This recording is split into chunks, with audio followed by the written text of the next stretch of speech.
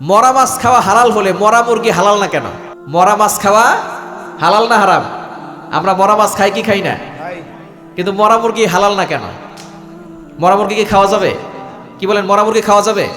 ভালো করে বুঝেন, রক্ত খাওয়া হালাল না হারাম? বলেন তো, রক্ত খাওয়া কি হালাল? হারাম না?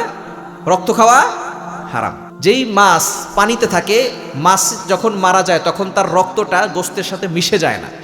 কিন্তু কোনো প্রাণী যদি মারা যায়, যেমন গরু হোক, ছাগল হোক, মুরগি হোক, এটা মারা যাওয়ার সাথে সাথে তার রক্তটা গোশতের সাথে মিশে যায়। যদি তখন মরে যাওয়ার পরে যদি তাকে কাটেন, তখন আর রক্ত বের হবে না। কি বলেন, বের হবে? এটা রক্ত গোশতের সাথে মিশে যাবে। আর এই রক্তের ভিতরে অনেক জীবাণু আছে, ভাইরাস আছে। রক্ত খাওয়া হারাম কেন? কারণ এই রক্তের ভিতরে ভাইরাস আছে, ওইটা খেলে মানুষ ক্যান্সারের মতো বড় ধরনের রোগের ভিতরে পড়ে যাবে। এই জন্য আমরা জবাই করে খাই। এই জন্য যখনই জবাই করা হয় তখন তার শরীর থেকে সম্পূর্ণ রক্ত বের হয়ে যায়, ঠিক কিনা? গরু জবাই করার সময় রক্ত বের হয় কি হয় না? ছাগল জবাই করার সময় রক্ত বের হয় কি হয় না?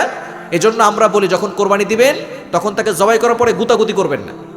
এমনি যখন রক্ত সব বের হয়ে যাবে, অটোমেটিক সে মারা যাবে। অনেক সময় আমরা জবাই করার পরে ছোট একটা ছুরি দিয়ে আবার খোঁচায়, আছে না নাই? খোঁচাবেন না। খোঁচাইলে স্টক করতে পারে গরুটা। স্টক করে মারা গেলে রক্তটা তার শরীরের সাথে মিশে যাবে। এজন্য জবাই করার পরে তাকে অমনি ছেড়ে দিবেন, অটোমেটিক যখন রক্ত সব বের হয়ে যাবে এমনি সে মারা যাবে।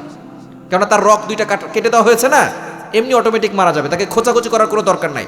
এজন্য আমরা পশু জবাই করি, এই জন্য খাই যাতে করে রক্তটা বের হয়ে যায়, আমরা শুধু গোস্তটা খেতে পারি। মরা মুরগি এই জন্য হারাম, কেননা যখন সে মরে যায় তখন তার রক্তটা তার শরীরের সাথে মিশে যায়, যার কারণে ওই গোস্ত খেলে মানুষের বড় ধরনের ক্ষতি হতে পারে, ক্যান্সার হতে পারে, মরণ ব্যাধির মতো ঝুঁকি বাড়তে পারে। এজন্য ইসলাম যেটা আমাদেরকে দিয়েছেন এটার ভিতরে শান্তি আছে, সুস্থতা আছে।